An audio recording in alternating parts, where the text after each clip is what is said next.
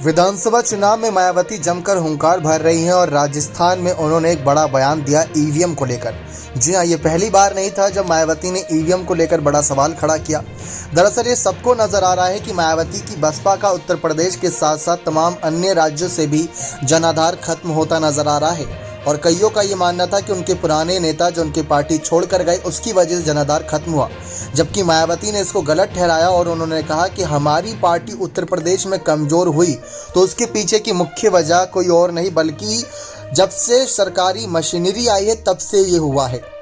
मायावती ने साफ ये चेताया कि पहले हमें साफ देखने को मिलता था कि बसपा पार्टी चुनावों में जीतती थी, पार्लियामेंट में भी जीतती थी, हर जगह उनकी जीत होती थी और जनाधार काफ़ी मजबूत था। लेकिन जब से ईवीएम आया है, जब से सरकारी मशीनरी आई है, जब से ये चीज़ें काफ़ी इलेक्ट्रॉनिक हुई हैं, पहले बैलेट पेपर से वोटिंग होती तब हमारी पार्टी को इतना नुकसान नहीं होता था, लेकिन अब जब से ईवीएम के ज़रिए वोटिंग हो रही है तो हमारा जनाधार आज भी उतना है, चाहे कितने भी नेता साथ छोड़ कर गए या कितने नेता साथ आए, जनाधार में कोई कमी नहीं आई। लेकिन ये सरकारी मशीनरी के ज़रिए गड़बड़ कर देते हैं और उसके बाद हमारा जो वोट परसेंटेज रहता है वो सामने वाली पार्टी के पास चला जाता है। उन्होंने ये भी बताने की कोशिश करी कि जिस तरीके से उनकी पार्टी का एक पिछला कुछ समय रहा है उसके अगर हालातों को देखा जाए तो वहाँ पर देखा जाए तो काफ़ी नेताओं ने साथ छोड़ा, इस बात को उन्होंने स्वीकार किया। लेकिन उन्होंने ये भी कहा कि जिस तरीके से पार्टी जब से गिरावट दर्ज की गई उत्तर प्रदेश में ही, चाहे बात कर ले, चाहे हमारी पार्टी उत्तर प्रदेश में ही कमज़ोर हुई हो, लेकिन उसे कमज़ोर नहीं कहेंगे, उसे कहेंगे कि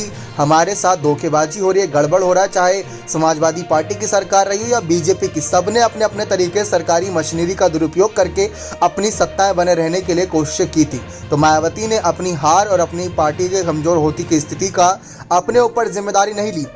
नहीं स्वामी प्रसाद मौर्य या ब्रजेश पाठक या ओपी राजभर जैसे नेताओं के साथ छोड़ने की जिम्मेदारी ली। उन्होंने बताया कि इसके पीछे की वजह ईवीएम है, यानी बैलेट पेपर से अगर आज वोटिंग होती है तो हमारी पार्टी चुनाव जीत जाएगी। ये बात उन्होंने साफ तौर पर कही। बने रहे चैनल के साथ, बहुत बहुत धन्यवाद।